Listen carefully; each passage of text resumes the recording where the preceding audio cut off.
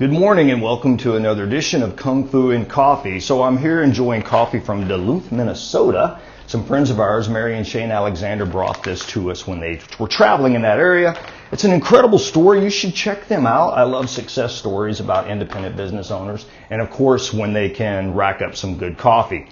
So let's jump into the Kung Fu. You know, we've been talking about Chop Choy. Let me show you where we are. It's been a while. Breaking it down in several movements. So let me just show you where we are. This is where the move started off.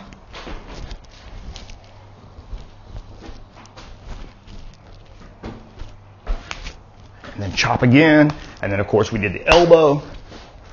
Here, break. Here's the OODA Choy. Boom. That's where we left off. Was that sneaky uppercut or Chow Choy. So let's talk about the next move. That really completes the first leg of the form. Now we're going to go back the other direction. So, you know, there's always a lot of talk.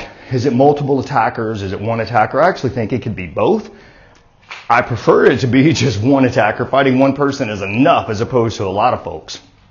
Okay, but look at the move. So it's here with that uppercut, right?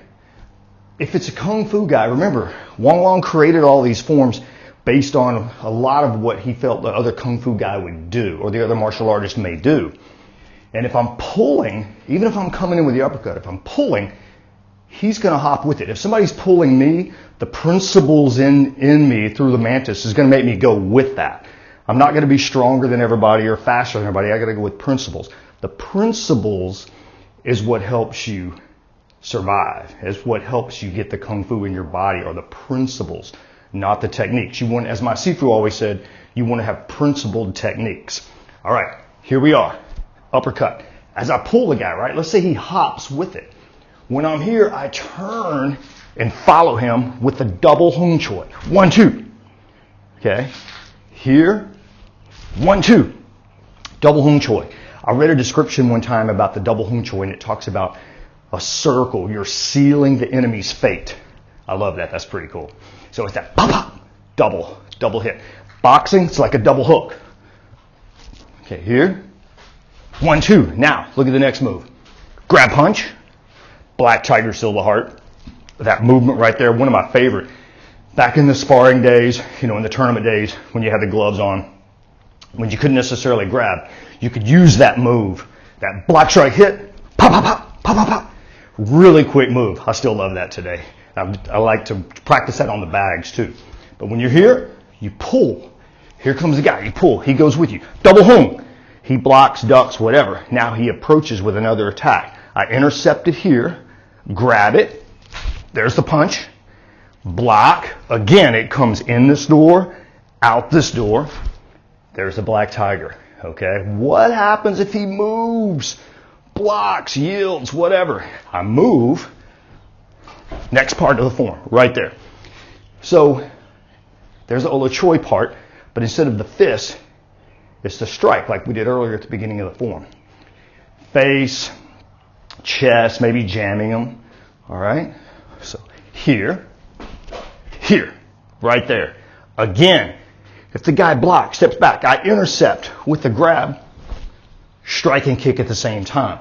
One of the things I love about Mantis is we have a lot of strike at the same time, strike and kick. It's almost like having that third hand.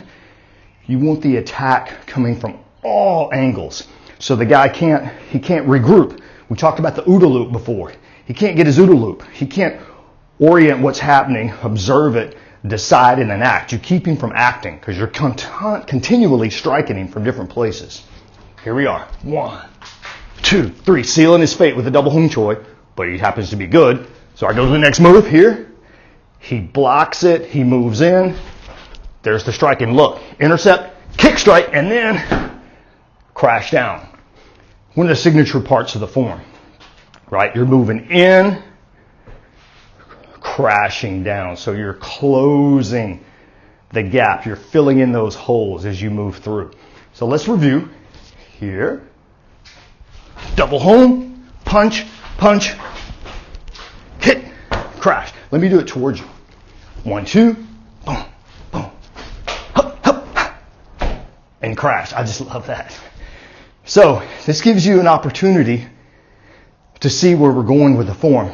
Also, I want to mention something. A lot of folks have asked, well, forms training, what's it good for?